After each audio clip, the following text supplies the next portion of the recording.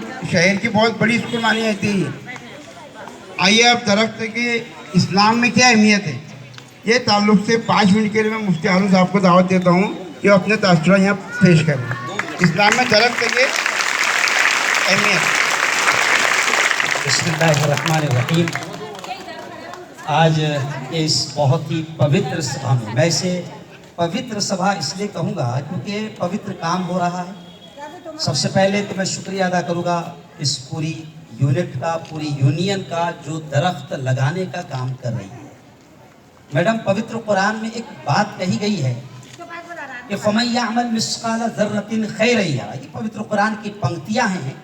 पवित्र कुरान में अल्लाह अपने बंदों से ये कहता है कि जो भी ज़मीन पर रत्ती बराबर, राई के दाने के बराबर खैर का काम करेगा, अच्छाई का काम करेगा, भलाई का काम करेगा, अल्लाह कहता है वो उस पुण्य का, उस नेकी का इनाम अपनी आंखों से देखेगा। और जाहिर बात है कि आज अगर यहाँ पर 70 पौधे लगाए गए हैं, है ना, 120 पौधे यहाँ पर लगाए गए, मुझे अकरम ने बताया कि 200 का प्लान है, तो मैं समझता हूँ कि 200 जिंदगियाँ यहाँ पर जिलाने का एक काम किया जा रहा है, जो बहुत अहम काम है। और पवित्र कुरान और प्रेषित मोहम्मद की तालीम और उनके आदेश और उनके संदेश के मुताबिक पौधा लगाना, पेड़ लगाना, दरख्त लगाना, ये भी पुण्य और नेकी में शामिल है। जमील भाई ने बहुत सादे अंदाज में बच्चों को समझाया, तो मैं एक बात बच्चों से सिर्फ यही कहूँगा कि प्यारे बच्चों, हमारी अपनी ज़िंदगी कैसे कीमती है।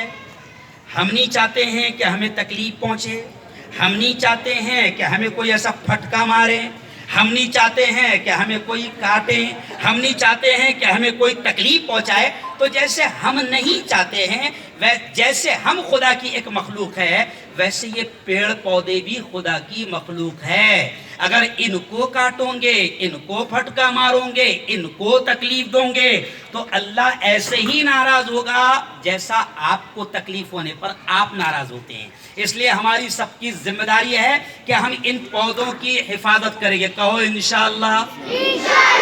हर तरह से पूरे पौधों का ख्याल रखेंगे। कहो इंशाअल्लाह।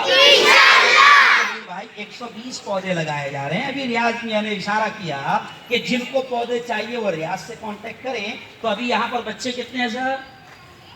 1300। अब मैडम, 1300 बच्चों ने अगर 1300 पौधे अपने अपने घरों के सामने लगाए तो कितनी जिंदगी मिलेगी, कितना खुशगवार माहौल बनेगा, कितनी अच्छी फजा होगी। अभी मैं पिछले महीने कश्मीर में 12 दिन था। कश्मीर को देखकर सर ये कहा जाता है कि दुनिया की जन्नत है कश्मीर, दुनिया की जन्नत है कश्मीर।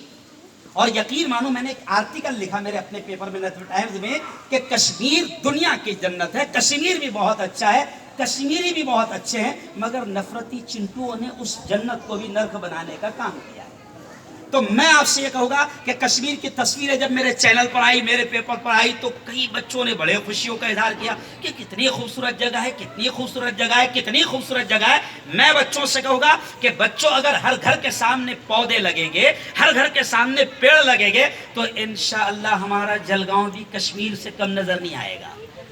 लेकिन शर्त यह है कि हम इसकी कोशिश करेंगे इंशाअल्लाह। और इनको पानी देना, आखिरी जुमला सुन लो क्योंकि मैडम को भी जाना है।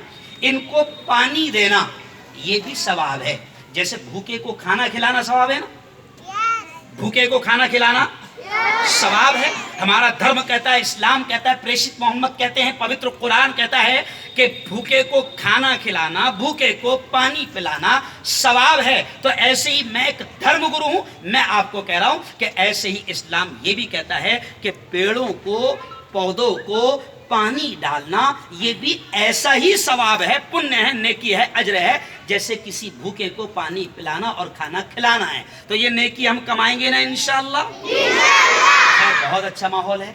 और यहाँ मुझे भी यहाँ पड़ोस में रहने के बावजूद भी आने का मौका नहीं मिलता, लेकिन माशाल्लाह मेमन बिरादरी को भी मैं दिल की गहराइयों से मुबारकबाद दूंगा। मैं सिर्फ व्हाट्सएप पर पढ़ते रहता था कि मेमन बिरादरी अल्हम्दुलिल्लाह, ये मेंबर साहब हमारे शाहिद मियाँ हैं, रियाज भाई, ये सब अकरम मियाँ, ये सब बताते थे बराबर। तो आज मुझे भी देखने का मौका मिला, बहुत बहुत खुशी हो रही है। और आखिरी पैगाम आधे मिनट का 30 सेकंड का प्यारे बच्चों आपको दूंगा, जो हमारे इन भाइयों तक भी जाना जरूरी है। सर, पवित्र कुरान में 6666 पंक्तियां हैं।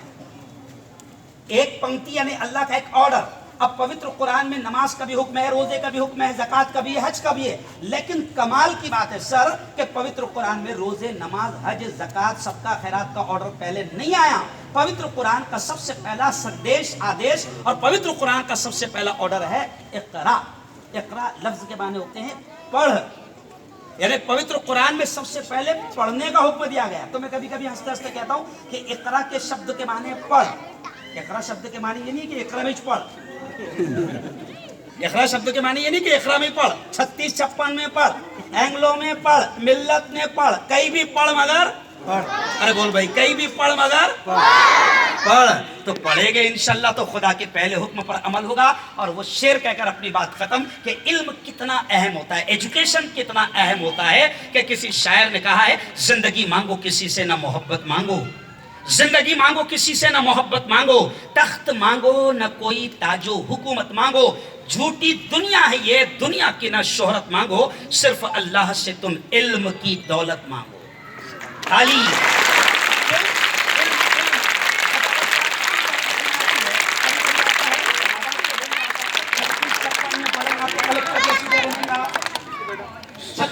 में बनेगा तो फिर कमिश्नर कैसे बनेगा। लेकिन मैं एक बात कहूंगा कि नहीं प्यारे बच्चों, मेहनत करो, कहीं पर भी पढ़ो, कमिश्नर बनोगे, कहीं पर भी बनो, कलेक्टर बनोगे, शर्त है मेहनत। 36-56 में और म्युनिसिपल कॉर्पोरेशन की स्कूल में भी रहकर अगर आप मेहनत करते हैं तो आप ऊंचे से ऊंचा रुतबा हासिल करोगे। तो करेंगे इंशाल्लाह मेहनत, बहुत मेहनत।